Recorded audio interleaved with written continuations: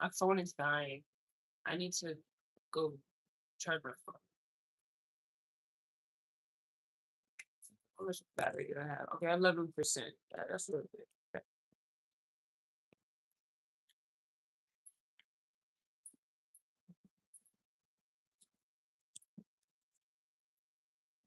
Hey Izzy, how you doing, Izzy?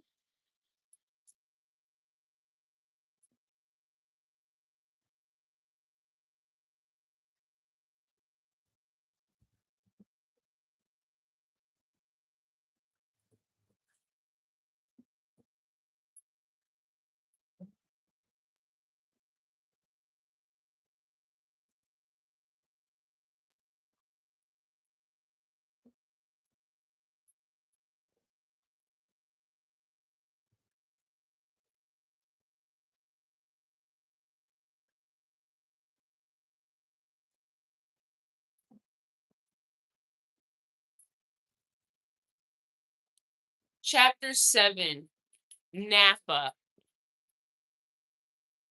Oh, we already did chapter 7 now. Let's do chapter 11, Creation. The first time Kayla walked into her own office space, she didn't speak for a minute.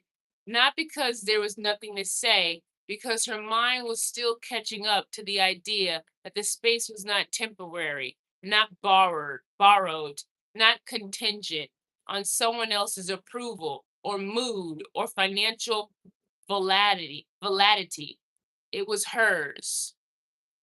The office wasn't extravagant in the way she might have once expected luxury to look.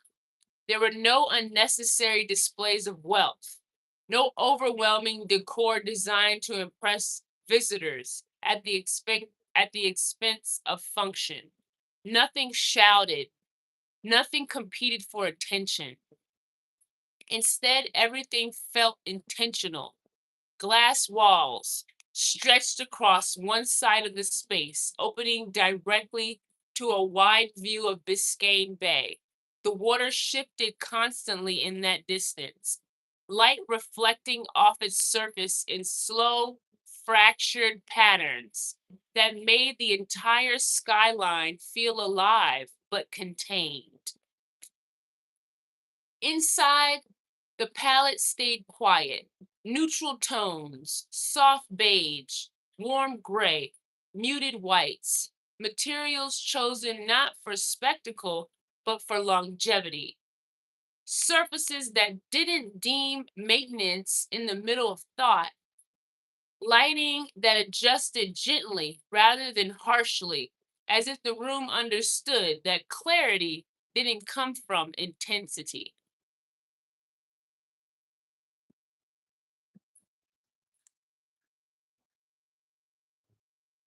There was space here, real space, not just physical emptiness, but cognitive space, the kind she had never fully experienced before without interruption.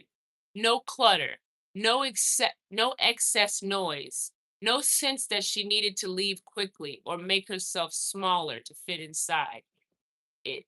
Just room to think. Victor stood behind her. He's always standing behind her. Never in front of her, he's always standing behind her. Victor stood behind her, not stepping forward into her view, not directing her attention, not narrating her reaction, just present. This is yours, he said. The words didn't carry decoration. They didn't attempt to amplify emotion or guide her response. They simply defined reality. Kayla slowly turned her head slightly, still taking in the space as if it might shift if she looked away too quickly. I don't know what I'm doing, she admitted. There was no defense in her voice, no performance of confidence, just honesty sitting in the open for once, without the usual need to immediately cover it. Victor didn't hesitate. You know more than you think, he replied. You've just never been allowed to focus on it. Hi, Phil. Hi. The sentence changed the way the room felt, not physically, but perpetually, because it reframed her entire history in a single line, not as lack of ability, but as lack of uninterrupted attention. Kayla looked out toward the water again. For years, her focus had been fragmented, split between survival tasks, emotional labor, financial pressure, and constant low level vigilance. Even when she tried to think ahead, something always pulled her back to the immediate necessity. Now there was nothing pulling, only space waiting to be filled. That afternoon, the office stopped being an idea and became a working environment. She met brand consultants first. They didn't look at her like she was a background figure in someone else's decision making process. They looked at her for direction. They asked her what she wanted the brand to represent, not what she thought would be acceptable. Then manufacturing partners joined the conversation, speaking in terms of formulation, sourcing, scalability, real logistics, real systems, real timelines that extended beyond improvisation into planning. I'm reading my book. This book is called Sugar Daddy Season. It's going to be on Amazon very soon. Hi. And this is the part where Victor gives Kayla her own business. And I really like Victor. You know, he's probably my favorite character because he's just so laid back. He's so chill. He never tries to make Kayla feel less than, you know. He just tries to make her open up like a flower. He's like a true gentleman. Like you're gonna fall in love with his character. Um, let's read some more about Victor let's get introduced from Victor in the first chapter in Velocity. I'm gonna tell you a little bit more how he looks. Okay. Um,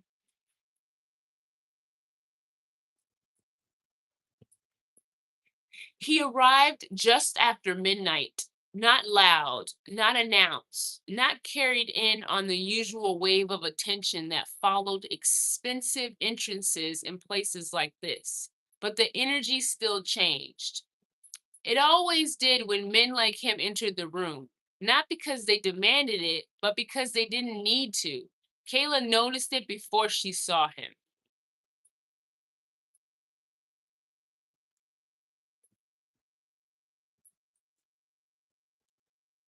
It started in the VIP section, a subtle recalibration. Voices are lowering without agreement, laughter tightening, heads turned slightly off rhythm, like the room had lost its shared timing and was trying to find it again. Even the air felt different, heavier, more attentive, like the space itself was listening for instruction. Kayla slowed for half a second mid step. That was unusual. She learned to ignore atmosphere shifts. Clubs were full of false signals, ego surges, fake exclusivity, staged importance. Most of it was noise pretending to be power. This wasn't noise. This was attention moving without permission. She turned her head and saw him, Victor Salazar,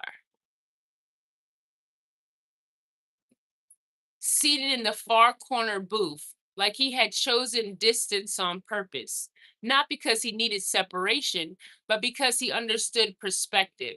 Older, composed, still. He didn't look like the other men in the room. And it wasn't about money alone. Wealth was everywhere here. It was particularly part of the oxygen.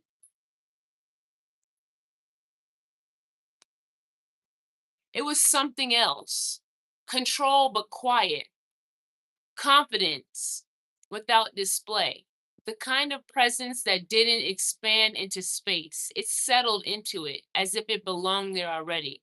No leaning forward, no scanning the room, no performative laughter, no constant checking to see who was watching him, just stillness.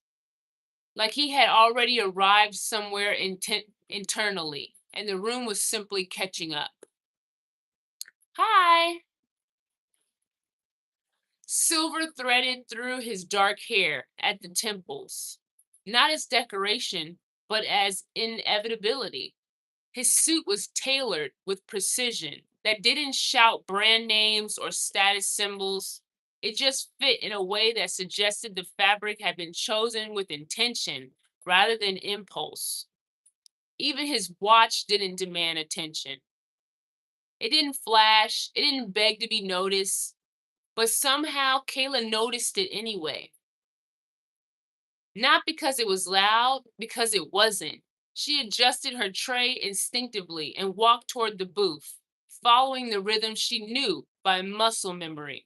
Smile, present, confirm, exit. It was choreography, sorry, at this point. A practiced version of herself that existed specifically for spaces like this. Smooth, controlled, slightly detached.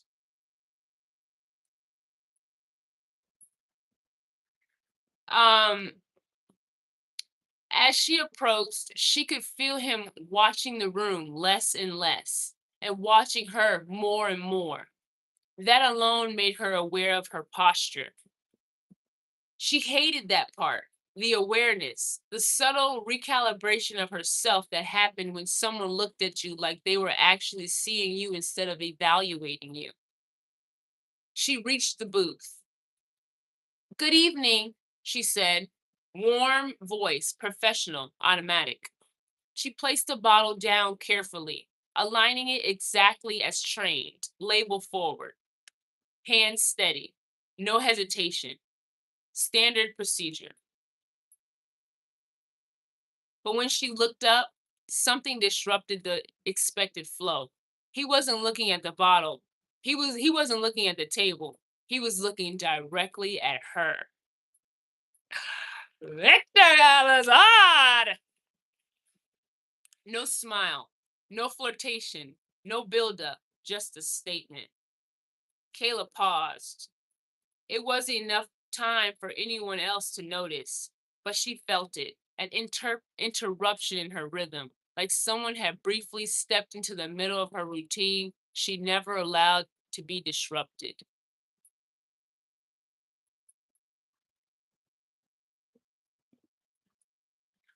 What you talking about, TV View?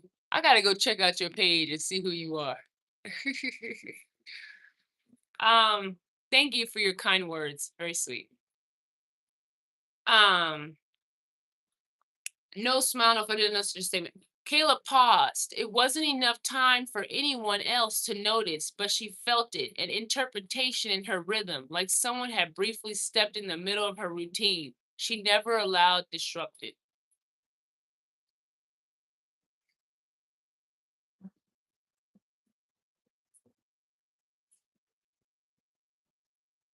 She recovered quickly, the smile returning on command. Long night, she said lightly. A standard answer, safe, invisible. But he didn't accept it the way most people did. It's always a long night here, he replied. That landed differently because it wasn't a compliment. It wasn't an attempt to charm. It wasn't even small talk. It was recognition. Kayla's eyes flickered for a fraction of a second, just enough to register him again, properly this time. He wasn't guessing, he was observing patterns. She should have moved on immediately. That was the rule. No linger, no engage, no invite conversation beyond necessary. But something about his stillness held her back. I've been here before, he said. A pause, not just at his table. That answer didn't clarify anything. If anything, it made his vagueness more defined, like he wasn't trying to be mysterious. he simply didn't waste words on things that didn't require them.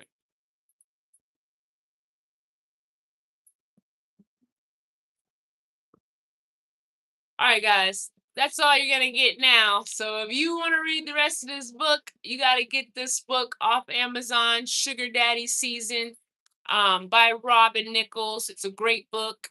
As you can see, the characters are down to earth. Kayla, hardworking girl. Victor, a very attentive man. Um, very not a perv, not very flirtatious. He just sees what he likes and he goes after it in a very gentleman-like manner. So please check out my book, guys. Okay, it's gonna be on Amazon very soon. I want you guys to go and buy it. Okay, bye.